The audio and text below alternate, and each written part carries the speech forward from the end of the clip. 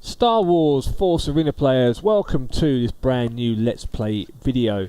So with Darth Vader 40th Anniversary Edition being released, it's time we took it for a bit of a spin in this video. And I know there's a ton of you players out there playing Darth Vader right now, and why not? But one thing to remember is that he's not limited in terms of that you lose him after the 17th of May. You get to keep him still. The only thing that is limited is a chance to level him up or find new cards to level him up with. So right now you can obviously buy packs in the store, which is limited too. Otherwise you're looking to open up your other packs, your play packs, those kind of packs, victory packs, to see if you can get a leader in there and hopefully get Darth Vader or Luke leveled up. But once the 17th has passed, you still get to play him. So bear that in mind, you don't all have to rush out there right now and play Darth Vader, as everyone is. And the result of that being that queue times for Empire are much longer. But let's jump into some 1v1. This is a 1 versus 1 deck that I run right now. I've edited the video slightly.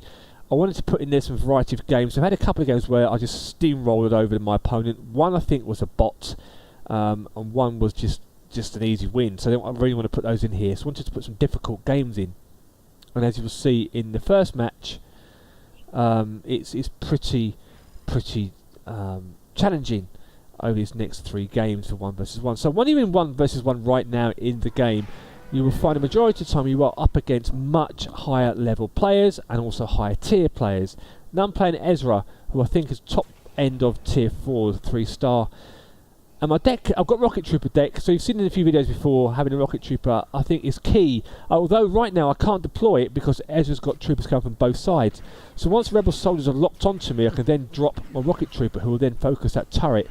But Ezra is going for a push at the top left, as you can see, trying to charge through everything to get to my turret. Does some damage there, but I do kill. Now with Vader, he does recover health, 30% health. So every time a leader dies, Darth Vader will recover 30% health. That is his special ability. He is extremely powerful, but obviously you need to make sure you use him in the right situations and ensure that you do as much damage as you possibly can on your enemy. So Ezra is a level 12, which surprised me. Bottom right hand side, you'll see I've done huge amounts of damage to that turret there. Ezra's got a push again. He's looking to make a charge again. So I've got a stun grenade in there, got Blazeman there too, but I haven't got my stun grenade to hand. But those Royal Guards at the bottom, I had no idea they were level 9, which absolutely surprised me. So I had to throw down some Stormtroopers, but by the time I reacted to that, it was way too late. And look at the amount of damage they just did to that turret. I was absolutely annoyed at myself that happened. So I'm in a bit of a situation now where a top left turret is quarter health, a bottom right turret is almost gone. We are in a 1-0 advantage right now, but I can't really rest on that. We have done a lot of damage top left, which is fine. But Ezra has thrown down a turret, so what you want to do is make sure that when you engage, you want to make sure your troopers are a little bit behind the radius of that turret and that your turret locks on. But as you can see right there, he did manage to take down my turret in his last attack. So it's 1-1. Bottom right hand turret is as good as gone.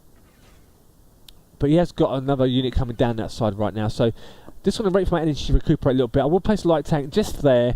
And what that will do is take out that grenadier coming towards me, bottom right. But more importantly for us, it will then go round to the middle turret. As you can see now, the green tank at the top is going to middle turret and do some chip damage there. So throw down a Rocket Trooper there too to help protect it. And these Riot Troopers you see here, they are one of the most underestimated cards in the game right now. They are so strong. Watch how the turret locks onto them. Even take a level 12 turret a couple of hits to kill one, which gives me a chance to attack that turret top left. I won't go for the kill because I don't want to leave myself exposed right now. I'll do an airstrike, get as much value as I can, and even that wasn't enough to take the turret down. So this right side is going to be good as gone. All I'm doing now is delaying what's going to happen to the bottom right. Stun grenade, use Vader's ability to suck everyone in. Lightsaber, dead, health recovered, see that there. And that light tank's got hardly any health. So with just 10 seconds left of normal play, top left is going to be gone. Ezra has dropped down a turret, but my Rocket Trooper will take care of that. And one more hit top left should be enough to give us a win before we go into sudden death. And it is 2-1 win. GG. You'll notice one thing, there's a theme when I play these games. I always am very patient in my build-up. Reason being is because the high level players, if you charge into a high level player, they'll just expose you, and then that'll be game. They'll just steamroller you, and you end up throwing troopers down, and they'll just die. So being patient in your build up is really important. Now in this particular game against Han Solo, this was a tough game. Reason is he's tier 5, top end of tier 5 near enough, which I had no idea about at the time, and obviously didn't know what deck he was using. So again, patient build up, and this is going to be one of the first times I've actually had a loss in a while, to be honest, in a video. And I wanted to put this game in here to show you guys that it isn't really the end of the world. So Rocket Trooper top left, but as you see, Han has locked onto that straight away, so that puts him in a bit of a back foot. So obviously he's aware of that tactic. In comes a drop pod, so this could be his killer move. Drop pod, Pathfinders, which are really strong. Look at the amount of damage that's just done to my turret. First attack. This is how strong he is, so he's really strong. I won't do a stun grenade there, it'd be a waste of energy. In comes an proximity mine on my tank. He throws down some raw guards, which are level 8. Get them to lock onto me. Stun grenade, turrets on there, suck everyone in, and then wipe the floor. But right now I've got nothing really to push with. So what I've done top left is thrown down a Rocket Trooper top left, Stormtroopers bottom right, but I can't really make an attack because they're not strong enough to do much damage. So level 11 he is, so not as strong as the last player, but his cards appear to be much stronger, and a level 5 drop pod really is a handful, and a level 5 warrior too. You don't really see these melee warriors in the game, but they're so strong. No point wasting energy. If you see a drop pod in the game, you really want to save your Bladesmen, which are superb counters to the drop pod, for that, or a tank, or use Stormtroopers. Stormtroopers are great counters as well, and that airstrike just completely decimated my troopers. So Rocket Troopers chipping away top left, got his turret down to about half. My turret is good as dead bottom right, so he throws down a Rocket Trooper too. And as you can see, my Stormtroopers do shoot, but he manages to get off a couple of shots. So I'm not too sure exactly what I am going to do. I'm going to let energy recover here as the turret takes care of his level 11 Pathfinders. And in comes another Bladesman. So I'm not going to drop anything down to counter his Bladesman because the turret's gone. So top left, I'm going to make a push top left with my light tank. Han does take down my turret as expected. I was going to throw down a Rocket Trooper there, but I thought better not. No need. I'll save my energy. And I'll just do battle with this warrior here. But as you level 5 warrior is just not dying at all for some bizarre reason. Still alive. Wow. That's amazing. So it's 1-1 as we move into the last 35 seconds of the game. I throw down a light tank bottom right, which locks onto Han, which was a real shame. But top left, you'll see there the Rocket Trooper, but I didn't actually notice it at first. And it's done so much damage now. But I didn't really want to counter it because I wanted to make a push bottom right. And this is where I make my misplay. I should have really just dropped my Bladesman down bottom right, and with the Rocket Trooper just pushed on this turret. But then he throws down Chewbacca, which is the first time I saw it in the game. So this is adios muchachos. It's really going to be a GG. Raw guards, level 8, strong, so I have to lure him away from a turret. Chew's not too much to worry about because he's practically dead. But as you'll see here, this is where it all goes a bit wrong now. I've got nothing to really counter harm with. I do stun him, but I do die. And as Pathfinders there, and a Rocket Trooper there, is enough to win the day. So that was a GG for him, not for us. So had I pushed earlier on, that would have probably given us the win. I should have really just Bladesman and gone for it. But sometimes you make these plays. -7 tells me he's a much, much stronger player than I am, and higher tier, which he was, as I show you at the end of the video. Last up, we're against a brand new Luke. So with the brand new Luke Skywalker, a lot of players right now think that he's like the old Luke Skywalker, that he can charge turrets and suicide and all this stuff. You can't.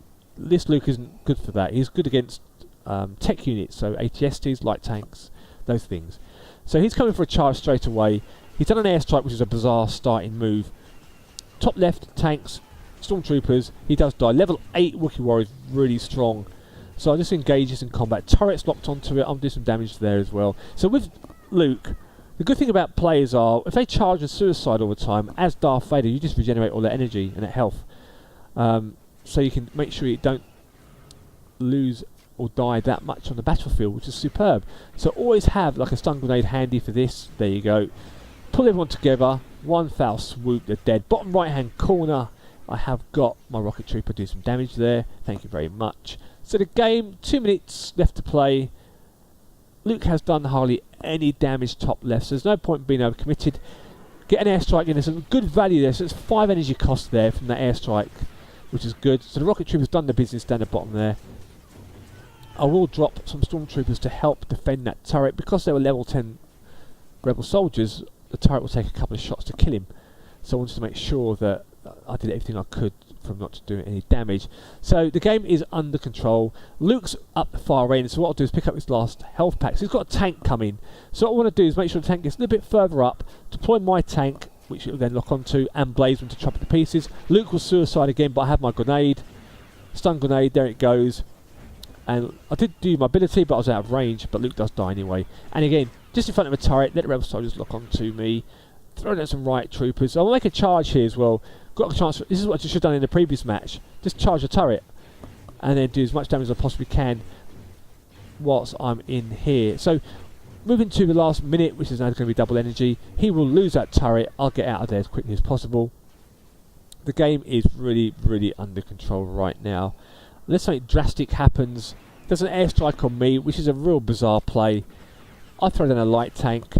Blaze with as well to chop Luke. Look, notice my position in here, and what it's done is it's let the Wookiee warrior veer off to attack me away from the turret, and by doing that the turret's locked onto it and then also kills the Wookiee, therefore doing no damage to your turret. So positioning really is important in this game. So throwing a rocket trooper there sneakily, not going to bother making an effort, get some value again for my airstrike there. When you do an airstrike, you want to get maximum value. So your airstrike costs 3, rebel troopers are 3, those flamethrowers are 2, and anything else, the grenade is 3. So it's good value trade-off there in terms of using your energy. So it's costing you 3. It's going to cost you about 4, 5, 6 energy, maybe 7 energy if you get really lucky. But with the last 3 seconds to go, it's GG. Rogue won everything there, all dead. Game over. So I hope you liked the video. If you do, please give it a thumbs up. If you haven't subscribed, please subscribe, and I will see you in the next Star Wars Force Arena video. But before I go, let's just have a look at the tiers. So the only way you can look at the tiers of who you played against is by sharing the replay in your guild. They're the decks. Please pause the video again to see the decks. Let's have a quick look at what we faced off against in those games. That's the deck. Really cheap energy cost, and you can use it at any level.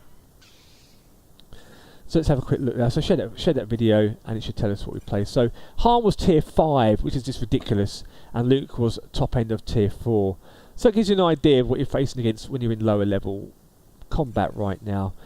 So I'll see you in the next Force Arena video. May the Force be with you.